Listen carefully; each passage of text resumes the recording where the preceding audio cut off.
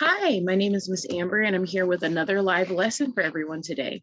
So this is focused at the English 11A classes, and based on the previous lessons, we are moving into Unit 3 finally. So yay, it's the last unit of the class. Some of the other English classes are a bit longer, so we're in the home stretch now. So I'm gonna go ahead, open up my screen and get started. We're gonna hop right over to slide number 5. Let me move myself a little further up here. Okay, so this lesson is on American realism. And this lesson starts off with giving you a definition of what realism is. So on this slide here, slide 5, they review the definition of realism and how it came about. So basically, they talk about how it started as a 19th century, so that means in the 1800s. Just as a quick refresher, when someone says a number, th century, or 21st century, if they give you a number, the way that you calculate which century they're talking about is you subtract 1 from that number and then add double zeros. So for the 19th century, we subtract 1, that's 18, and then add double zeros. So the 19th century is in the 1800s. I know I do this on quite a few of the lessons, but I'm hoping if I repeat it enough, you guys will remember, and then you won't have as much trouble with it in your other classes, like in your history classes or your government classes. Now, this started as a movement in the 1800s, in the 19th century. And the point of realism was to rebel against the Romantics. Now, I'm sure that some of you, since this is 11A, you won't realize this exactly right now, but when you move into 11B, into some of the 12th grade classes, you'll realize there were a lot of movements that were started just to counter the Romantics. So the Romantics were people who value finding beauty in nature and using that beauty to inspire them, specifically to inspire them to seek out like spiritualism within themselves through nature. Now, the problem that people have with the Romantics is that the Romantics focused on nature and thoughts on the inside and how that affects people. It showed the ideal of what nature was and what it could represent internally for people. And part of the reason why there were issues with that is because the Industrial Revolution was happening. That's the movement that the Romantics were sort of pushing against. They were trying to give people something to be happy about because the conditions in Britain were so bad. And basically, you end up with culturally people who are like, yeah, so this is great, like escape from everyday life, but it doesn't actually show us what's going on. People are suffering. The rich are getting richer, the poor are getting poorer, and they're treating us like crap.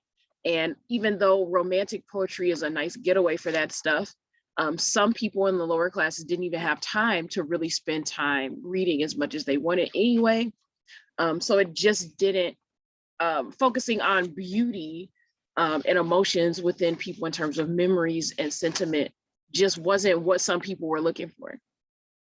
So the Romantics believed that art should show the ideal, so that people could escape into the best case scenario, beautiful scenery and situations. And the realists wanted to focus on truth. They were like, no, screw all of this, like beauty, flowers, nature and stuff. We're in the dirt, we are working. We don't want to see any of that. We want literature that reflects what's actually happening at this time. We're not all rich enough to go chill in the countryside and write poetry. We want more information and more reflections of ourselves in literature because this is what's actually happening to the majority of people in this country. So the realists wrote about everyday life the way that it existed around them. And the second paragraph on this slide goes into the ways that people express things. So the example that they give you here is that the French painter, let's see if I can get this here. Yep, the French painter, Louis Robert Carrier, Belus, illustrated the labor of the working class in the mid 1800s. So this is an example of one of the paintings that you can see here on the right. So the idea was that realism wasn't just like romanticism. Realism was not something that was just limited to poetry. It was a movement that took over all art forms. So paintings, literature, in some cases, the objects of some sculpting were people who were working. A lot of romantic scenes show, like in art, just nature in paintings, characters who looked immaculate, and were like the perfect example of what people wanted to see. But realism wanted to do the opposite of that. That's basically what you should take away from this slide. Now, this gives us the like technical information about the movement. So it began around the end of the Civil War, which is 1865, and lasted to the beginning of the 20th century. So that's a long time. That's the beginning of the 1900s. So it says here, as scientific and rationalist ideas progressed, so that's as science became more and more prominent in society, American writers began creating literature that avoided that kind of like idealized stuff we were talking about before, the best of scenery, the best of like the physical form. They wanted to write more about here's what's actually happening. And they wanted to show what life was like as it actually was, as I said before. So this page gives you a list of a lot of authors from this time that were part of the realist movement. So the list they give you is Robert Frost, Mark Twain, Charles W. Chestnut, and Henry James. So you've probably heard of Robert Frost and Mark Twain. Those are the ones you more than likely heard of out of this bunch. Robert Frost tried to write about the everyday decisions that people made. So he kind of mixed focusing on the internal process with the real things people think about.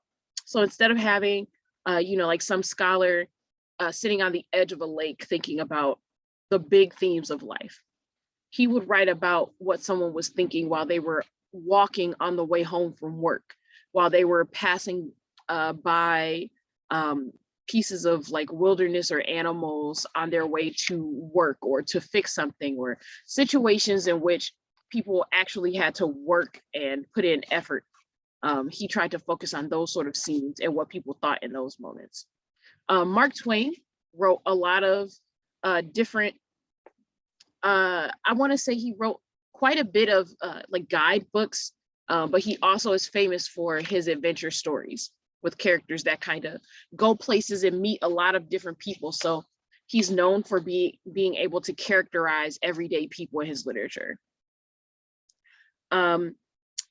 It also goes into detail, saying that these authors wrote as though they were documenting true events and included realistic speech. That was one of Mark Twain's like really big advantages. He was considered one of the best at doing that. Realistic speech patterns. And they included gritty characters, so characters who aren't like just gorgeous and pretty, and unhappy endings sometimes, because not everything works out well for everyone.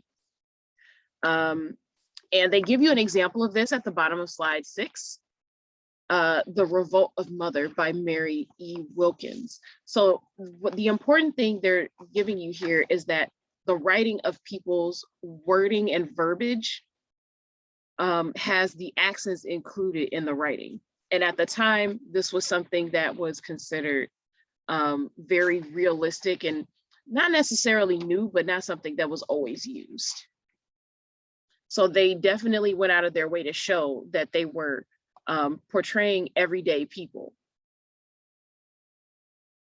And then they give you a little more in-depth, like analysis of that on slide 7. It says the characters in the Revolt of Mother excerpt omit final consonants they employ. That means they use slang and they argue with their spouses. So things aren't painted as like, oh, this is super perfect, it's going well. The man believes that the woman's place, her affairs, are limited to the house while he runs the farm, indicating how commonplace social inequity and injustice are.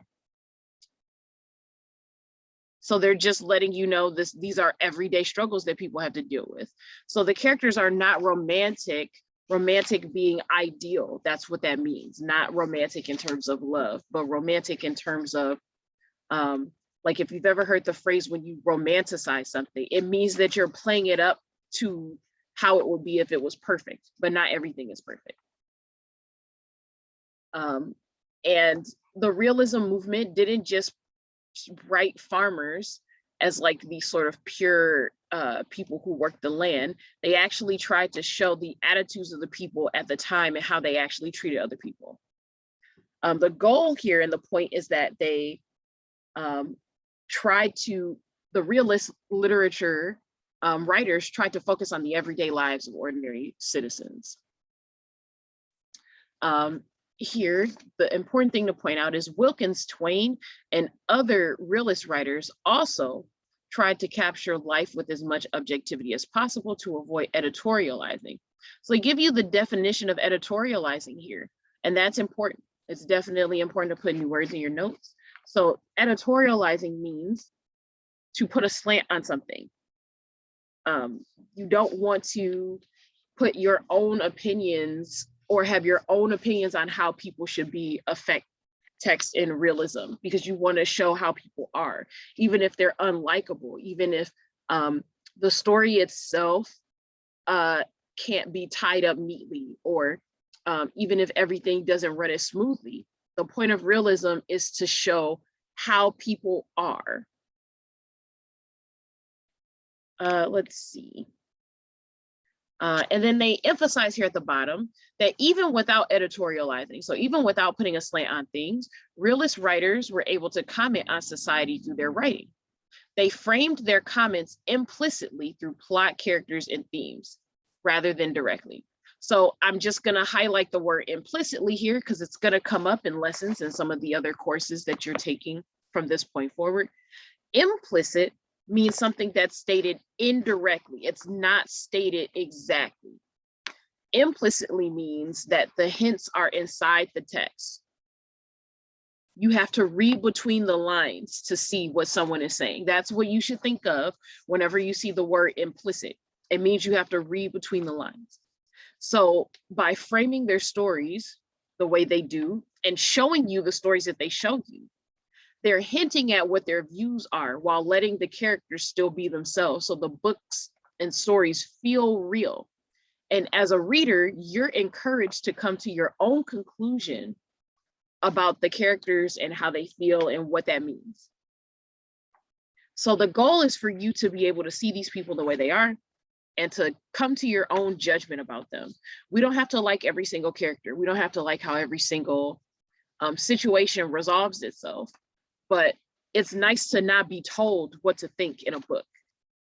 Even if the things that are happening are the way that we want them to go or things that we think that are unfair, the goal is for you to think about why that is and to figure out what you think about how things resolved.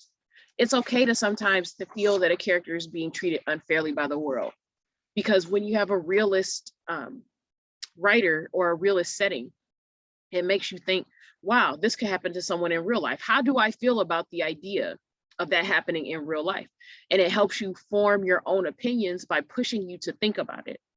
And this is one of the reasons why these older books are important, because it's important to take a couple steps outside of your comfort zone to think about how people used to live, the difference between how people live then and now, and what you think about it. Okay, this next slide, number 8, is a text from Mark Twain called The Man That Corrupted Hadleyburg. So they talk about how the characters in the story are middle-class citizens of the town of Hadleyburg, and they give you a general summary of it. So the plot is set in motion by a stranger who tempts the townspeople with a bag of gold to reveal the dishonest nature of the town of Hadleyburg. So the story focuses on the characters' reactions, dialogue. So dialogue is what they say, and insecurities that are brought forward by the idea of obtaining that money. So basically, Mark Twain thought of, how do I make a story that shows how people really are when it comes to money? So he came up with this.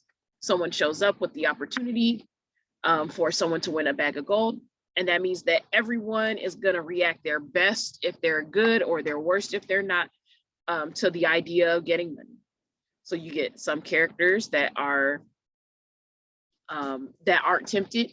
You get a lot of characters that are, and you get to see who's willing to do what to obtain the money that's being offered. And the focus on the middle class characters and the ethical choice. So ethical means like your own personal standards for yourself. Being able to see how people really think is part of realist literature. In the past, you would get a lot of commentary from people about how people should behave. Here's what the ideal person is. Every main character was a hero. They represented the best of society. But in realism, they're like, here are real people. Here's how they will react. How do you feel about that? How do you feel about having to look at the true nature of how people are? And I mean, even if we connect this to things that happen today, when people are looking at different gossip channels and getting news about things that people have done, we're all interested in seeing what the true nature of people are. How do people react to certain situations? People are constantly debating back and forth on social media. What would you do in this situation? How would you deal with XYZ situation? At this time, in the 19th century, during the 1800s, these books are the types of things that got people talking.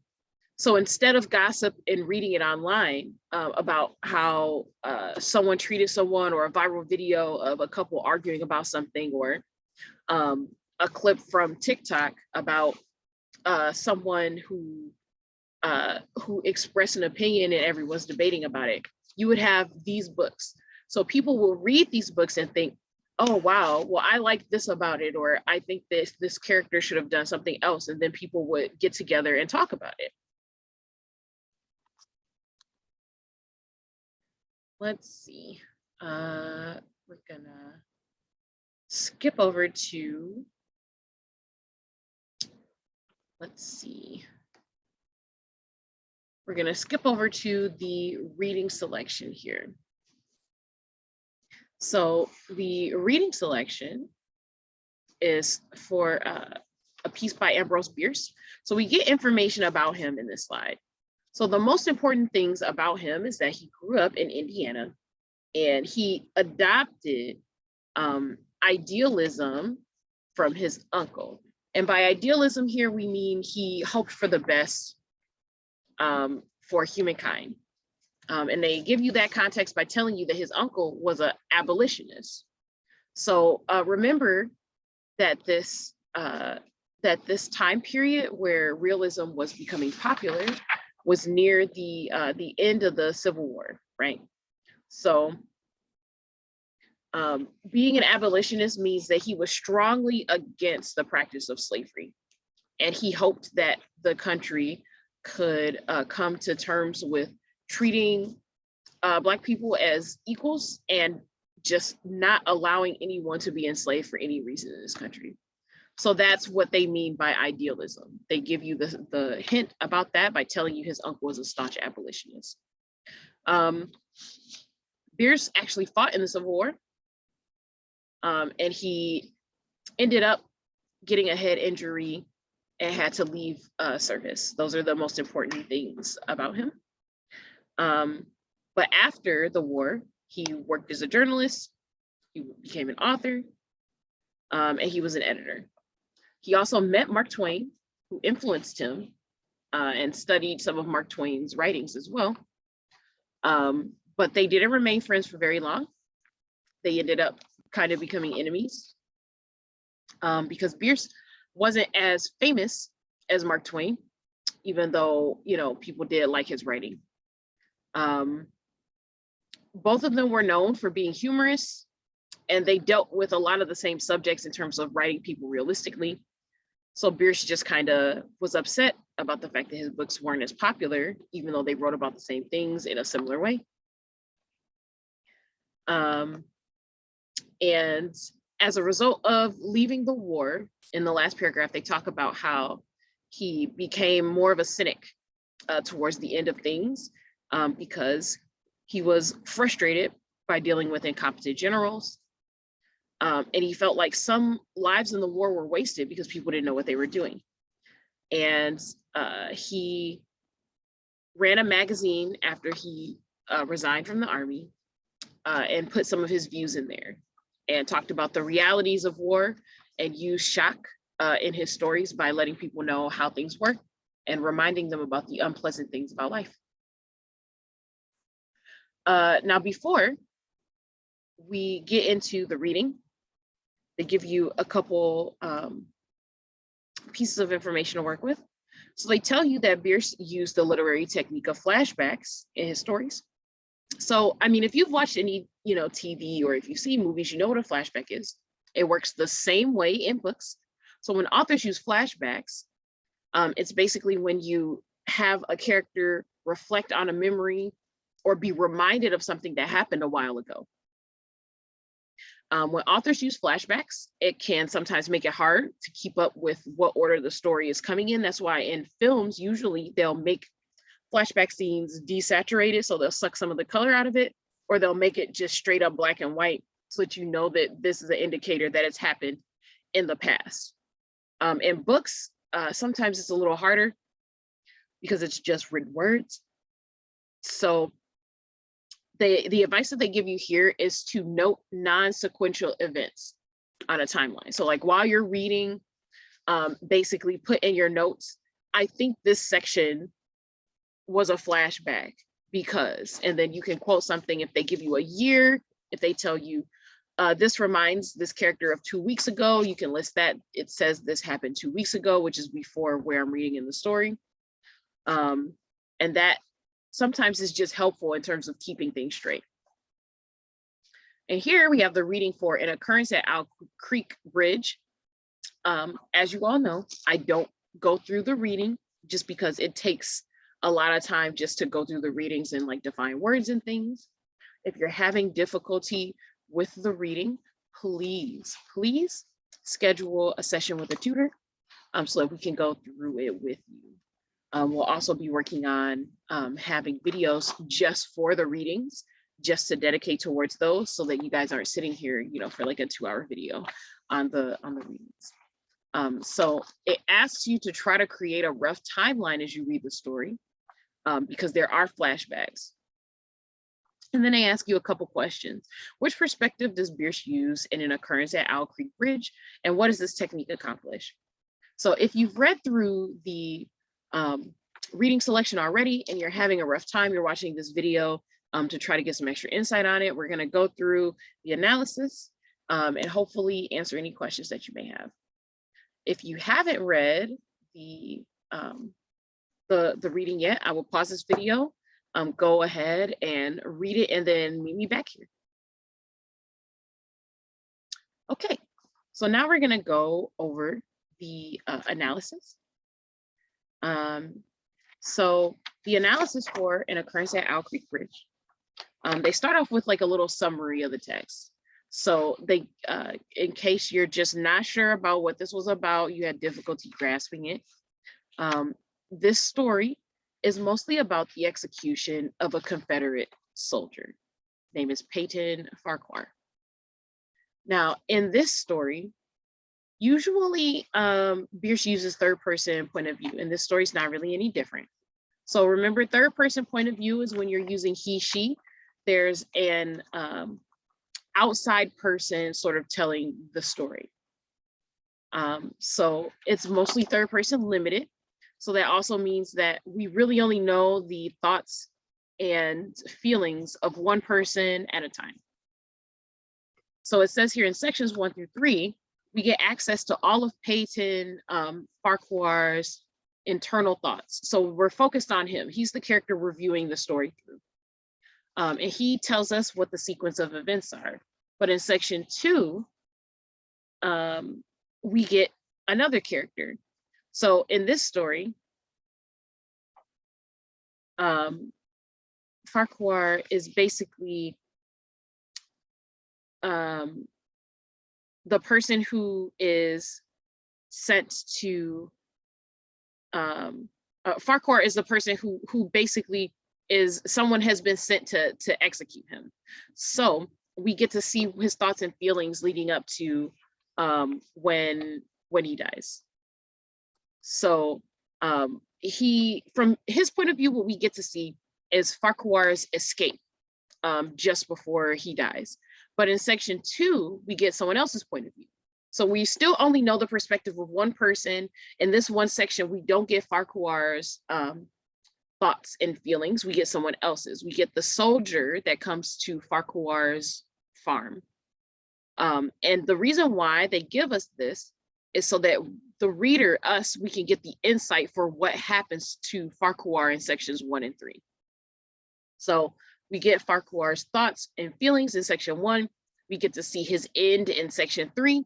And the section in the middle gives us information from the soldier who's supposed to, execute him, to get information about how the events happen.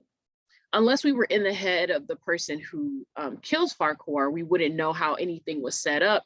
We wouldn't know why, the methods. But section 2 gives us that information since we're in the head of the soldier that's sent to execute him instead.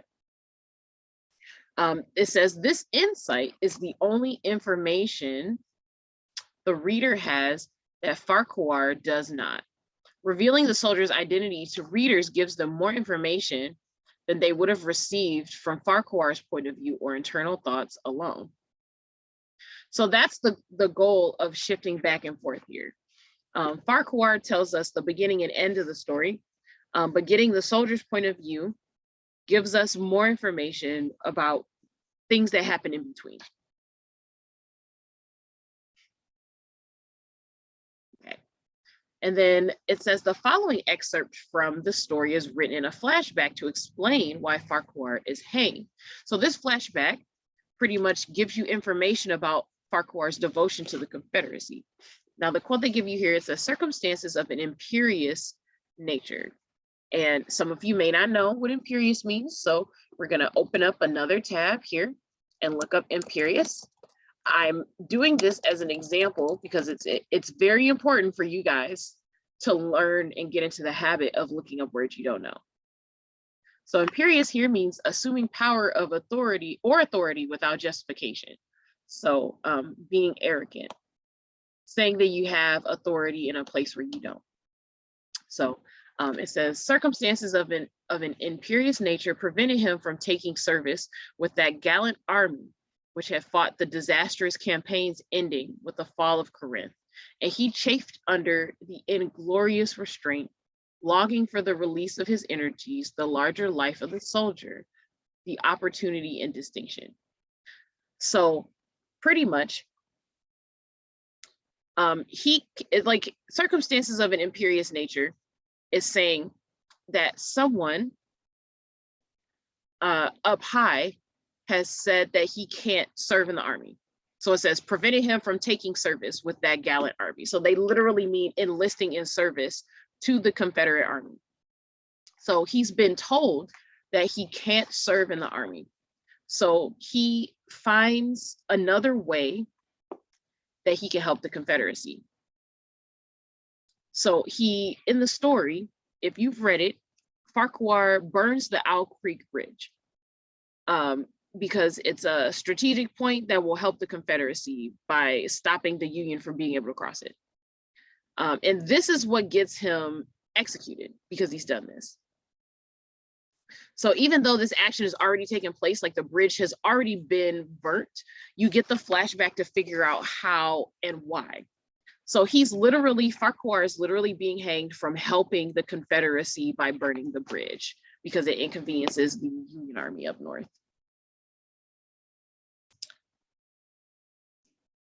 Okay, so an important thing to note about this flashback is that it's kind of at odds with usual realist writing because it shows Farquhar as a Confederate who really like admires the war effort. He idealizes it.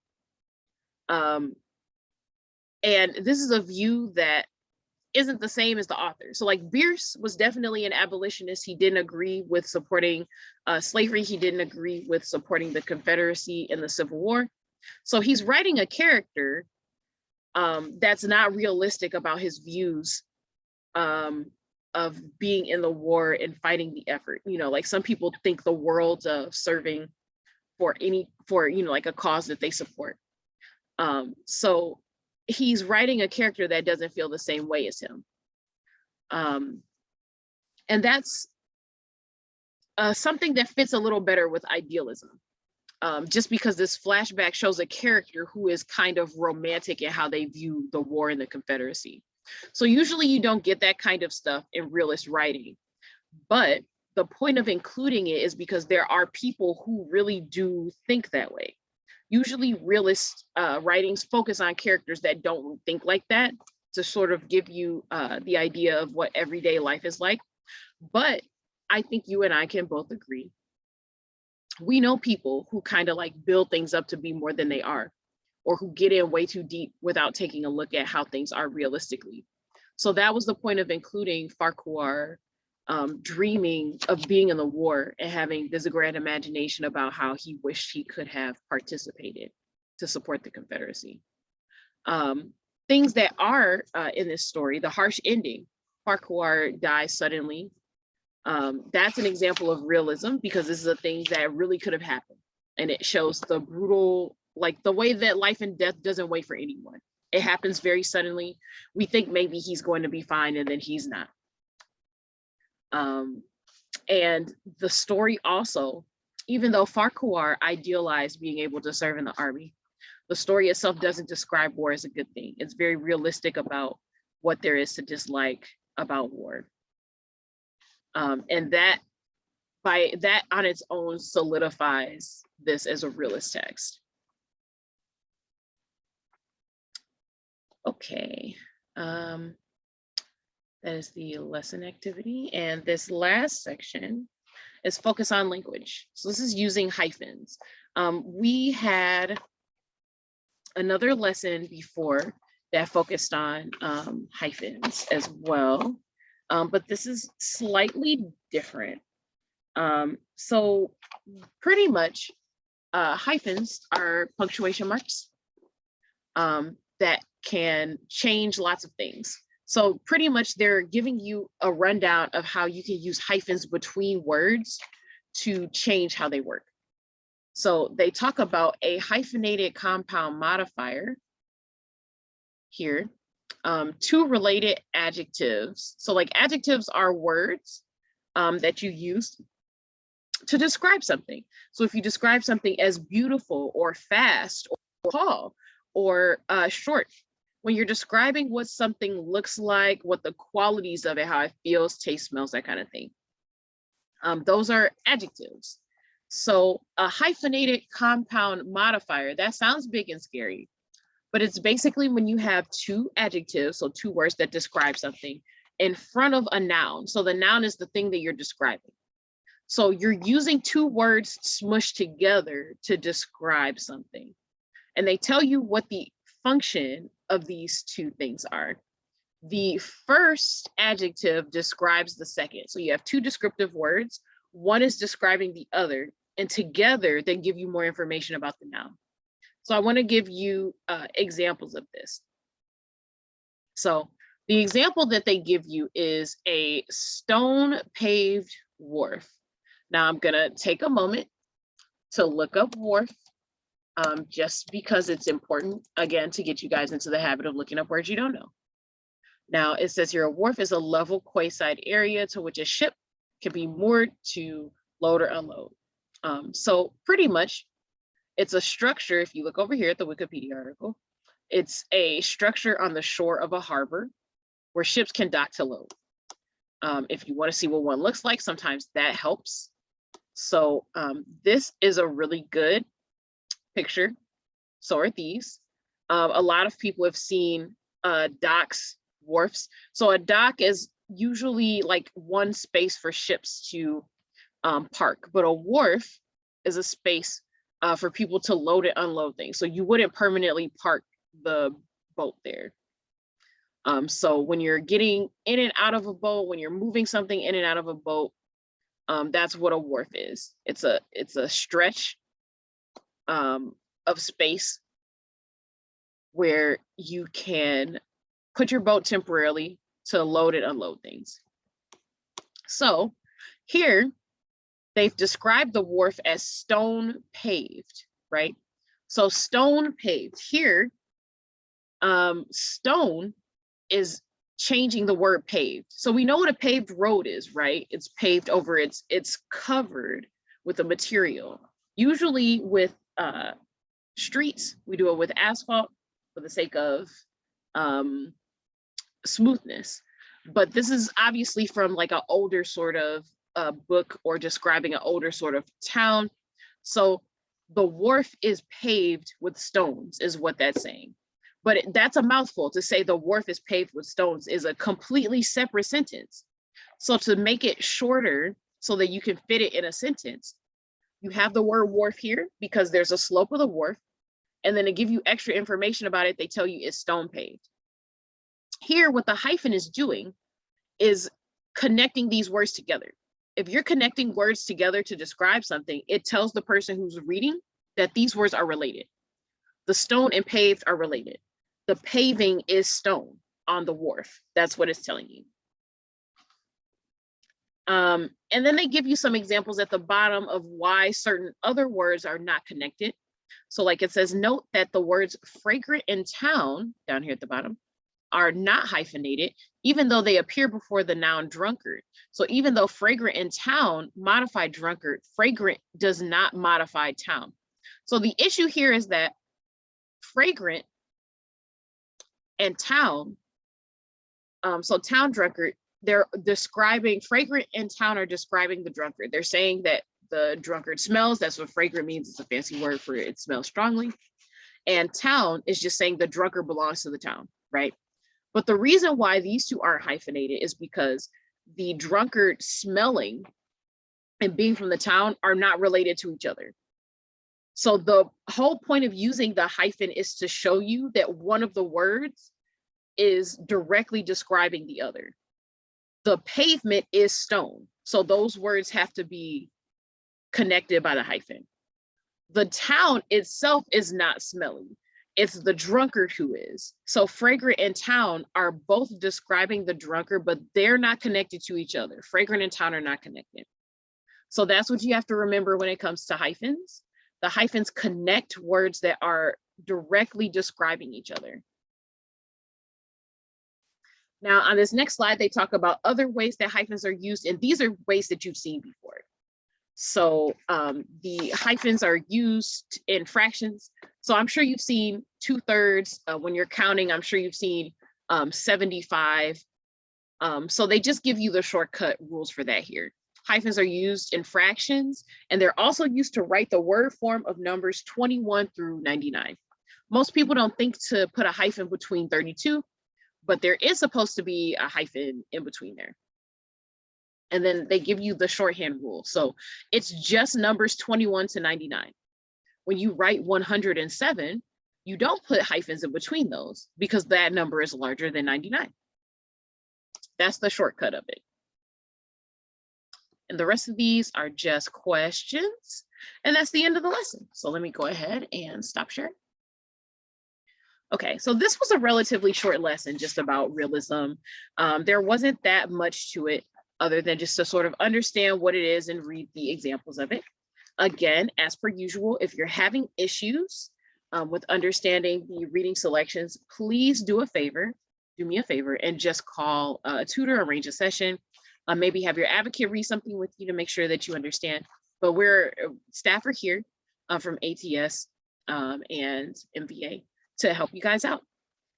If you go through the lesson, you're still having difficulty, even though you've watched this video, go ahead and book a tutoring session so we can roll through it together. This was just a short overview. And also keep in mind that from this point forward, I mean, I've said this in some of the other lessons, a lot of these English lessons are just going to be understanding what people were responding to in terms of historical events with their writing. when things happen in society, people write about those things. And the way that they write about those things sometimes kind of form like movements or like activism. People use their writing to sort of push against what's expected at the time. And to let people know, hey, these things are actually problems because we're putting them in written form. We're writing these so that you can see what life is like, so you can see what's going on with people. So a lot of the lessons we'll be reading from this point forward will just be kind of telling you what's going on in history and then explaining how the writing style has to do with what's happening. Alrighty, well, like I said in the beginning of the lesson, we're in the home stretch. We're on unit 3, so we're almost there at the end. Hang in there. And this is Miss Amber signing off, and good luck with the rest of your English class.